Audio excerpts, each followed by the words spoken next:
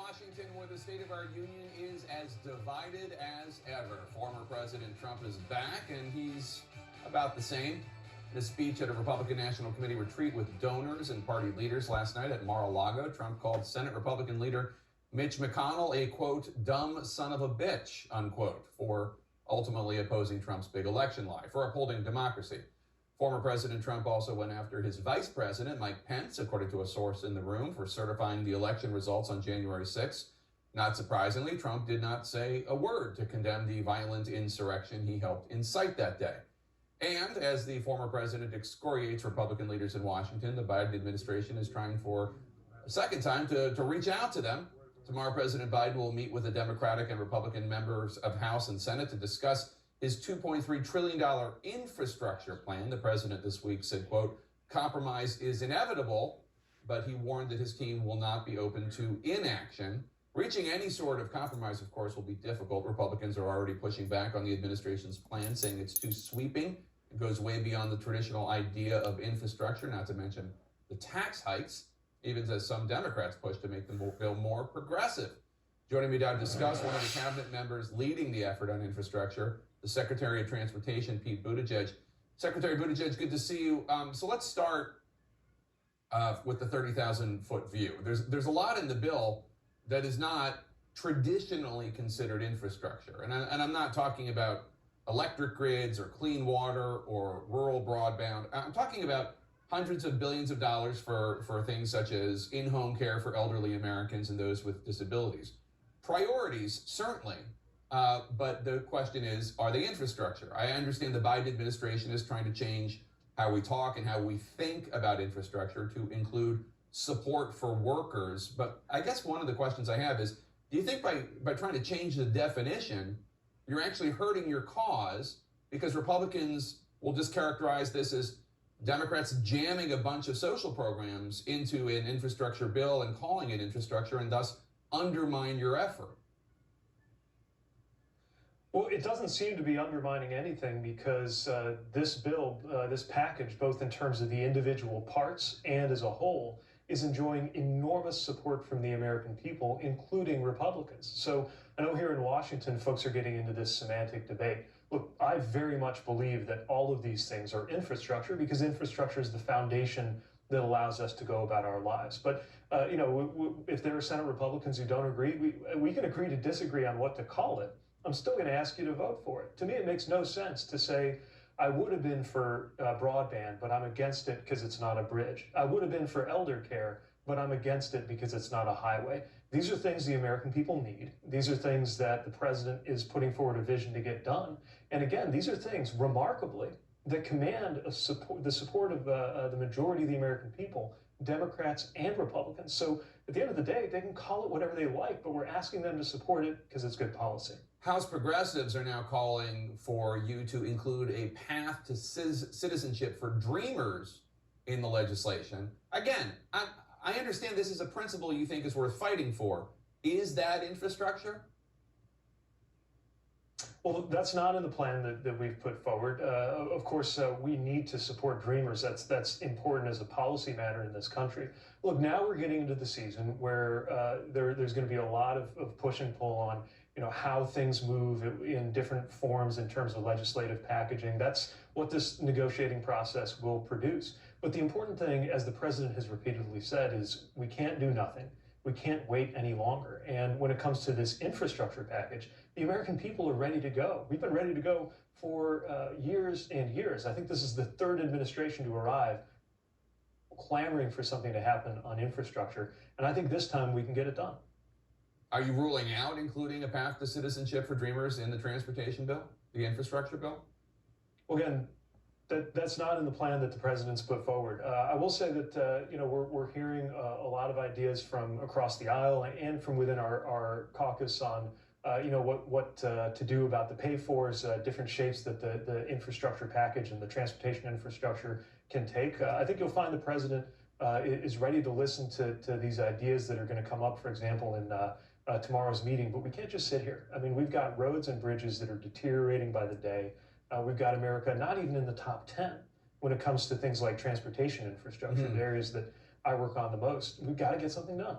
So I'll interpret that as your mind is open as to what else might be in the package. President Biden is slated to meet with Republicans and Democrats, as you know, to talk about the infrastructure package tomorrow. You say you've been talking with Republicans quite a bit. Is there any talk about splitting the bill up into two parts? So you have one that's more physical infrastructure, traditional definition, roads, water, broadband, et cetera, and then another package which might deal with support for workers, childcare, elder care, and that way, you could probably get a lot of Republican support theoretically for the first one at the very least, while ultimately getting both to pass. Well, again, I want to point out that child care and elder care command a lot of support among Republican voters, just maybe not at the moment among Republican legislators here in Washington. But, if you've ever confronted the situation of trying to find long-term care for an aging parent, if you're trying to get back to work and you know that one of the things you need in order to be able to go to work is good transit to get to your workplace, but another is good childcare options. These things are good policy. We think they fit together, which is why the president fit them together in his vision for a jobs plan, which will be, by the way, the biggest investment in American jobs since World War II. I know that there are all kinds of different ways that it can be sliced and diced across different committees and packaged up legislatively. I don't think most Americans are worried about the mechanics of it. They just want to get it done. I know that you have not given up on Republican support. You're still trying. Obviously, winning over 10 Republicans in the Senate to break a filibuster. Still, to me, from my cheap seats here, it still seems like a steep hill for you to climb. I asked your colleague, Energy Secretary Jennifer Granholm, last week, if you cannot get those 10 Republican Senate votes, are you willing to use the Senate rules called reconciliation, which would allow it to pass with 50 votes plus Vice President Harris? Secretary Granholm seemed to suggest the answer is yes. Do you agree?